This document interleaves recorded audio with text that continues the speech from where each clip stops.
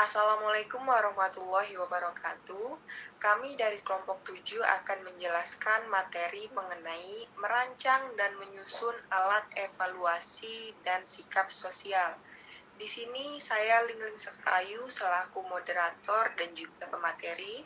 Pemateri yang pertama yaitu Gita Yolanda, pemateri yang kedua yaitu Ikomang Agus, pemateri yang ketiga saya sendiri Lingling Sekarayu, pemateri yang keempat Neta Febriani. Baik, langsung saja kepada saudari Gita Yolanda, saya persilahkan. Kenalkan, nama saya Gita Yolanda, NPM 19160048. Di sini saya sebagai pemateri pertama. Masuk saja materi yang pertama, yaitu pengertian evaluasi. Evaluasi atau penilaian adalah suatu proses sistematik untuk mengetahui tingkat keberhasilan dari suatu program. Jadi, pada dasarnya, yang dinilai adalah program, yaitu suatu kegiatan yang telah dirancang yang sebelumnya sudah lengkap dengan tujuan dari kegiatan tersebut. Setiap program memiliki tujuan yang telah ditetapkan. Oleh karena itu, kegunaan utama evaluasi adalah untuk mengambil keputusan dan pertanggungjawaban terhadap kegiatan yang telah dilaksanakan. Kemudian, dalam suatu proses belajar mengajar, yang melaksanakan evaluasi adalah seorang guru, yaitu orang yang merancang dan melaksanakan kegiatan belajar mengajar. Ada 3 istilah yang digunakan secara rancu, yaitu pertama ada pengukuran, yang kedua ada penilaian atau evaluasi, yang ketiga pengambilan keputusan. Demikianlah materi yang dapat saya sampaikan. Selanjutnya akan disampaikan oleh pemateri berikutnya. Baik, saya Ikomang Agus Widiwidana akan melanjutkan materi presentasi dari kelompok saya. Baik, langsung saja. Untuk mengetahui prestasi belajar siswa, diperlukan alat ukur yang disebut tes. Nah, tes merupakan himpunan pertanyaan yang harus dijawab oleh seseorang yang dites. Nah, syarat-syarat tes yang baik itu dibagi menjadi 2. Yang pertama, harus valid atau hanya mengukur apa yang hendak dites. Nah, seperti contohnya tes untuk mata pelajaran IPS itu hanya untuk mengukur poin-poin pengetahuan IPS dari siswa. Nah, yang kedua itu harus andal atau reliable. Nah, dalam hal ini itu meliputi kecermatan dan juga ketepatan dan juga konsisten dari hasil pengukuran tes. Nah, selanjutnya ada merancang alat evaluasi atau tes. Nah, yang pertama tujuan tes. Nah, dalam bidang pendidikan tujuan tes digunakan untuk mengetahui penguasaan peserta didik mengenai suatu pokok bahasan maupun sub pokok bahasan setelah materi tersebut diajarkan. Nah, yang kedua ada penyusunan kisi-kisi tes. Kisi-kisi atau tabel spesifikasi itu harus dibuat sebelum seseorang itu membuat soal yang akan digunakan pada saat tes. Nah, kisi-kisi tersebut berisi rambu-rambu mengenai ruang lingkup dan isi soal yang akan diujikan. Nah, selanjutnya yang C itu menyusun alat evaluasi atau tes.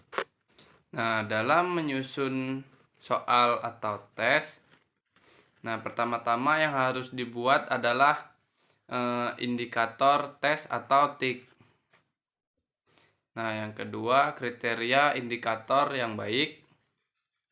Dan yang ketiga adalah kriteria pokok penulisan soal.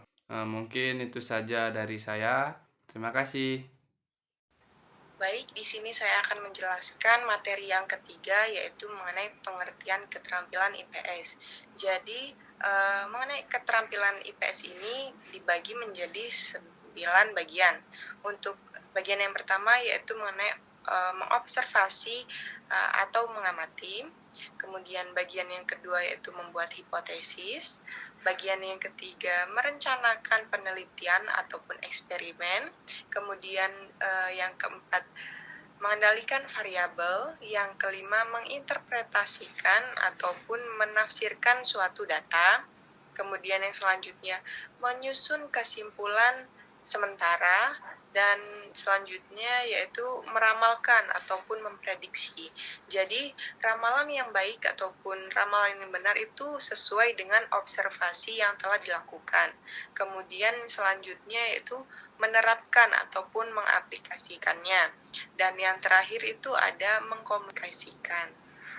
Baik, selanjutnya ada cara merancang evaluasi keterampilan IPS. Jadi, dalam merancang evaluasi keterampilan IPS di SD, kita perlu mempelajari kurikulum SD yang sedang berlaku. Seperti yang pertama itu kompetensi dasar, materi pokok, hasil belajar, indikator ataupun bahan ajar, kemudian menentukan materi, dan yang terakhir itu menyusun soal ataupun tes hasil belajar atas dasar indikator tes yang telah kita berikan. Kemudian ada juga cara menyusun alat evaluasi keterampilan IPS. Jadi, dalam menyusun alat evaluasi keterampilan IPS ini dapat diambil dari materi pelajaran yang telah disajikan dan dirancang, dibuat sedemikian rupa, dan dapat mengungkapkan keterampilan seperti yang dijelaskan, yaitu mengamati, membuat hipotesis, dan bagian keterampilan yang sudah dijelaskan awal tadi. Baik, mungkin itu saja. Langsung saja saya kembalikan ke moderator. Perkenalkan, nama saya Neta Febriani, NPM 19160126. Di sini saya akan menjelaskan materi yang terakhir, yaitu mengenai pengertian nilai dan sikap sosial.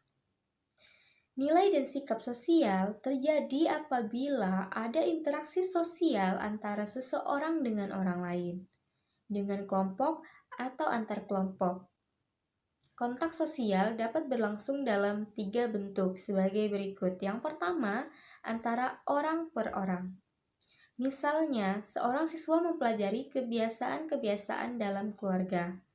Jika siswa mempelajari kebiasaan-kebiasaan dalam keluarga, dia akan mengetahui nilai-nilai baik dan tidak baik.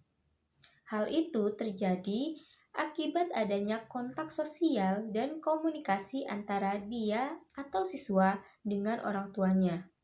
Kemudian yang kedua ada antara orang per orang dengan kelompok masyarakat.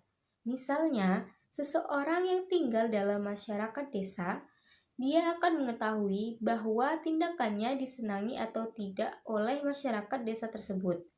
Untuk dapat disenangi oleh masyarakat desa tersebut, dia harus dapat menyesuaikan dengan norma-norma yang berlaku di desa tersebut.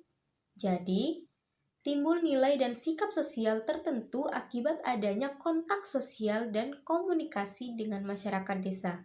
Kemudian yang ketiga, antara kelompok dengan kelompok. Misalnya siswa-siswa suatu sekolah mengadakan kunjungan ke sekolah lain.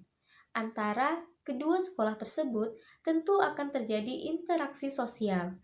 Mungkin sekali antara kedua sekolah akan terjadi kerjasama yang saling menguntungkan, atau justru sebaliknya, karena terjadi perbedaan norma antara kedua sekolah sehingga terjadi perselisihan.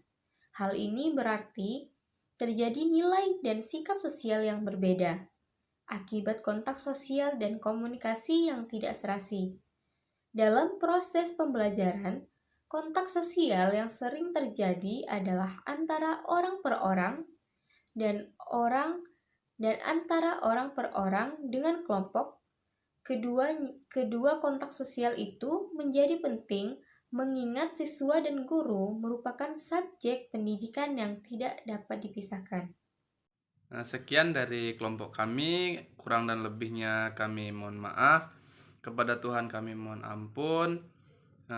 Kami akhiri. Wassalamualaikum warahmatullahi wabarakatuh.